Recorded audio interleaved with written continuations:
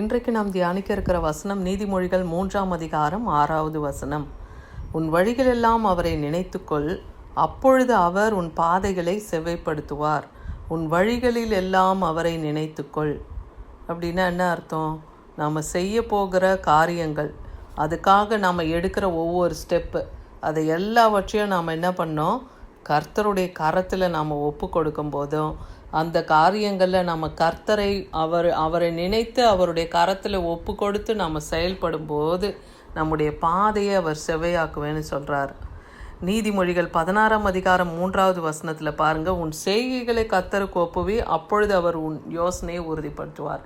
இப்போ ஒரு மனுஷன் ஒரு வீடு கட்ட பிளான் பண்ணுறான்னு வச்சுக்கோங்க. அந்த பிளானு எப்படி செய்யணும், அதை எப்படி நடத்தணும் என்கிற அந்த வழிகள், அந்த எல்லாவற்றையும் கர்த்தரிடத்தில் முதலாவது ஒப்பு கொடுத்து அந்த காரியத்தை அவன் செயல்படுத்துவான். ஆனால் அவன் யோசனையை கர்த்தர் உறுதிப்படுத்துவேன்னு சொல்கிறார்.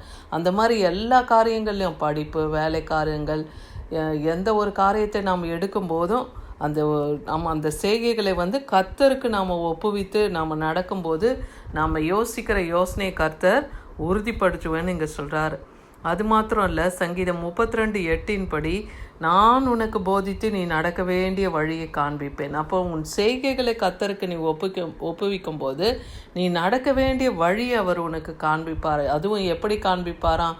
உன்மேல் கண் வைத்து உனக்கு ஆலோசனை சொல்வார். நீ எடுக்க போகிற ஒவ்வொரு ஸ்டெப்பும் நீ சரியாக செய்கிறியா இல்லையா என்பதை அவர் உன்மேல் கண் வைத்து உனக்கு ஆலோசனை சொல்லுவேன்னு சொல்கிறார். அப்போ நீங்கள் அவர் வார்த்தைக்கு செவி கொடுத்து ஒரு ஸ்டெப்பும் எடுத்து செய்யும்போது அந்த காரியத்தை அவர் நேர்த்தியாக செய்து முடிக்க வல்லமை உள்ளவராக இருக்கிறார்.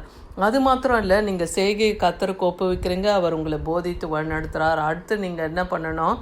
பிலிப்பியர் 4:6 சொல்லப்பட்டது போல், நீங்கள் ஒன்றுக்கும் கவலைப்படாமல் எல்லாவற்றையும் குறித்து உங்கள் விண்ணப்பங்களை ஸ்தோத்திரத்தோடு ஜபத்தோடும் ஜபத்தினாலும் வேண்டுதல்னாலும் தேவனுக்கு தெரியப்படுத்துங்கள். அப்போ நீங்கள் உங்களுடைய செய்கைகளை, நீங்கள் என்ன செய்ய போகிறீங்களோ அந்த காரியங்களை ஒவ்வொரு காரியத்தையாக சொல்லி தேவனிடத்தில் ஸ்தோத்திரத்தோடு உங்கள் ஜப விண்ணப்பங்களை நீங்கள் வைத்து ஜபிக்கும் போது அப்போ கர்த்தர் அந்த காரியத்தை உங்களுக்கு செய்து முடிப்பார். நீங்கள் அந்த காரியத்தை ஜபத்தோடு விண்ணப்பத்தோடு ஸ்தோத்திரத்தோடு நீங்கள் அது சொல்லி முடிங்க கர்த்தரிடத்தில்.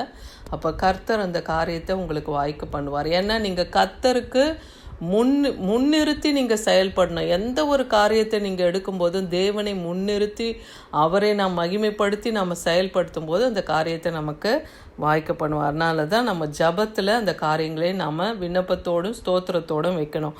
நீதிமொழிகள் 16:9 சொல்கிறாரு, மனுஷனுடைய இருதயம் அவன் வழியை யோசிக்கும், ஆனால் அவனுடைய நடைகளையோ கர்த்தர் தான் என்ன பண்ணுவாரா? உறுதிப்படுத்துகிறவர் கர்த்தர்னு இருக்கு.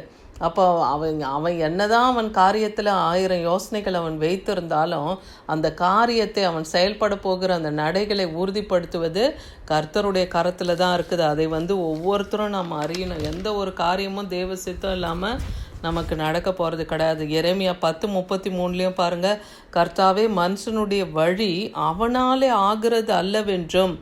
அப்போ எந்த ஒரு காரியம் நம்மால் நடக்கலை, அது தேவ சித்தத்தின்படி தான் நடக்குது.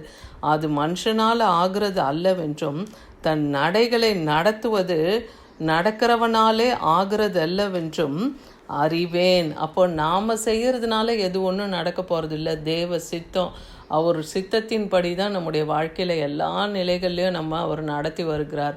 அதனால் நம்ம யோசிக்கிறதுனாலையும் நம்ம செயல்படுகிறதுனாலும் ஒன்றும் ஆக போகிறது கிடையாது இல்லையா? எல்லாவற்றையும் தேவன் முன்குறித்து வச்சிருக்கிறாரு. அதை ஏற்ற சமயத்தில் அவர் திட்டம் வகுத்து அவர் அதை செயல்படுத்த அவர் வல்லமுள்ளவராக இருக்கிறார். அதனால் மனுஷனுடைய யோசனை எதனால் உறுதிப்படும்? கர்த்தரால் தான் அது உறுதிப்படும் இல்லையா? அவர் சித்தம் கொண்டால் அந்த யோசனையை அவர் உறுதிப்படுத்துவார். அதே போல் ஏசாயா 48:17 பாருங்கள், இஸ்ரவேலின் பரிசுத்தராக இருக்கிற என் மீட்பரான கர்த்தர் சொல்லுகிறதாவது, பிரயோஜனமாய் இருக்கிறதை உனக்கு போதித்து நீ நடக்க வேண்டிய வழியிலே உன்னை நடத்துகிற உன் தேவனாகிய கர்த்தர் நானே.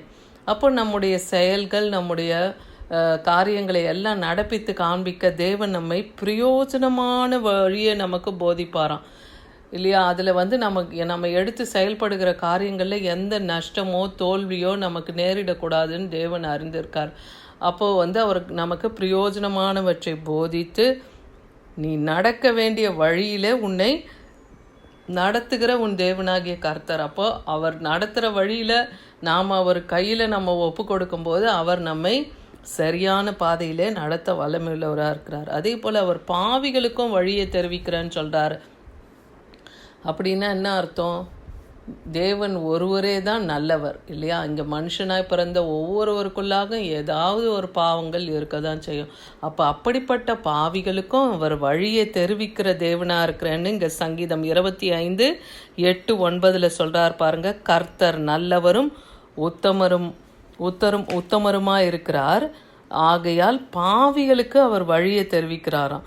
அதே போல் சாந்த குணம் உள்ளவர்களே அவர் நியாயத்திலே நடத்தி சாந்த குணம் உள்ளவர்களுக்கு தமது வழியை போதிக்கிறார்.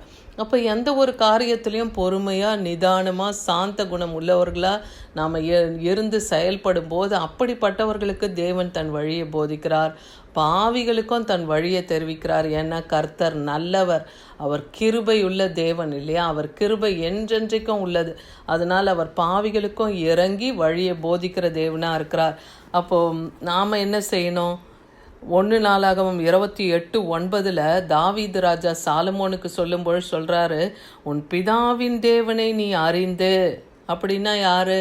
கர்த்தரை நீ அறிந்து அவரை உத்தம இருதயத்தோடும் உற்சாக மனதோடும் சேவி. தேவனை உத்தம இருதயத்தோடு தேடுங்க. தினந்தோறும் தேவனுக்கு செலுத்த வேண்டிய காரியங்கள், அவருக்கு நாம் கொடுக்க வேண்டிய நேரத்தை நாம் கொடுத்து ஓடும் பொழுது உற்சாக மனதோடு நம்ம தேவனை சேவித்து கர்த்தர் எல்லா இருதயங்களையும் ஆராய்ந்து நினைவுகளின் தோற்றத்தை எல்லாம் அவர் அறிகிறார்னு அவர் தாவீது சொல்கிறார்.